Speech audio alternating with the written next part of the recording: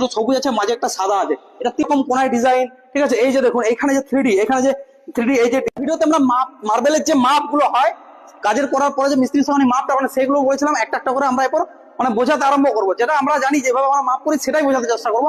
আমি বলছি না যে আমি আমার মাপটাই সঠিক, আমি যেভাবে মাপ করি আমাদের মানে বেশিরভাগ মানুষ যেভাবে হবে সেটা আপনার দেখাচ্ছি। দেখুন একটা দেখাচ্ছি আমি, যে এখানে আমরা বর্ডারটা লাগিয়েছি। এই বর্ডারটা একটা প্রবলেম হচ্ছে, অনেকে ভাবে এটা দুটো বর্ডার, এটা কিন্তু নয়। এই বর্ডারটা কিন্তু ট্রিপল বর্ডার, এটা 3টে বর্ডার, ঠিক আছে।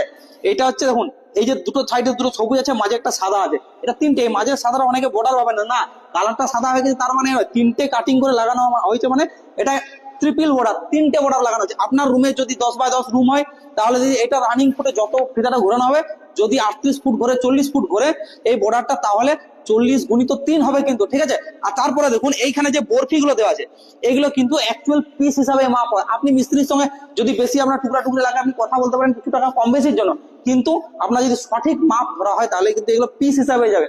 আর এগুলো রানিং ফুটে যায়, 1/2 ইঞ্চি হোক 1 ইঞ্চি হোক, তার সঙ্গে কোনো সঙ্গে। আপনি যদি সাধারণ ভাষায় বুঝতে চান, যখন 1 ফিটের নিচে হচ্ছে তখন সেগুলো রানিং ফিটেই যায়। ওকে, তাহলে রেটটা আপনি জিজ্ঞাসা করে নেন, সেটা আলাদা জিনিস, কিন্তু মাপটা এরকম ভাবেই হবে।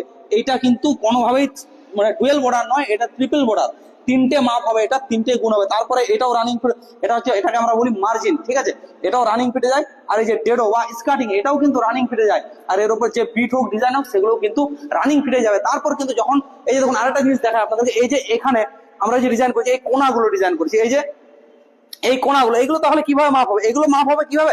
এগুলো একটা রেট থাকে, আপনি কাজটা করানো হবে, আপনার ডিজাইনটা দেখাচ্ছে, আপনি সেখানে জেনে নেন যে কত টাকা আপনি রেট নেবেন। এগুলো কিন্তু মাপ করা যায় না, এগুলো কিভাবে মাপ হবে? মাপ করলে কিন্তু সেই রেটটা আসবে না, তাহলে কিন্তু অনেক টাকা বেশি রেট করতে হবে তাহলে আসবে। এরকম কোনায় ডিজাইন, ঠিক আছে। এই যে দেখুন এখানে যে 3D, এখানে যে 3D, এই যে ডিজাইন, এই টর্সিল, এটা কি মাপ করে কিভাবে বের করবেন? পিস গুনে বের করতে হবে, তখন তার থেকে আপনার বেশিই পড়বে। তাহলে আপনি এই যে ডিজাইন যেগুলো করছেন সেগুলো একটু জেনে নেন মিস্ত্রির কাছে, যে এটা বাবু তুমি কত টাকা নেবে। আর যেগুলো সিম্পল যে স্টার্টিং এর কাজ, এই যে বর্ডারের কাজ, এগুলো কিন্তু রানিং ফিরে যায়। যটা বর্ডার আপনি 5টা বর্ডার, এই যে দেখুন এইখানে দেখুন এখানে যে 5টা বর্ডার ঘোরানো হয়েছে, এখানে কিন্তু দেখুন 1 2 3 4 5, 5টা বর্ডার আছে, তাহলে কিন্তু 5টাই মাপ হবে। ওকে, নেক্সট আমি আরো সিঁড়ি কিভাবে মাপ করা বাকি সবগুলো কিন্তু আস্তে আস্তে করে আনছি, তাহলে পেজটা ফলো করে সাথে থাকো অবশ্যই। আমি পরের ভিডিওতে সবকিছু যত রকমের মাপ আছে আমি সবকিছু কিন্তু আনতে চলেছি।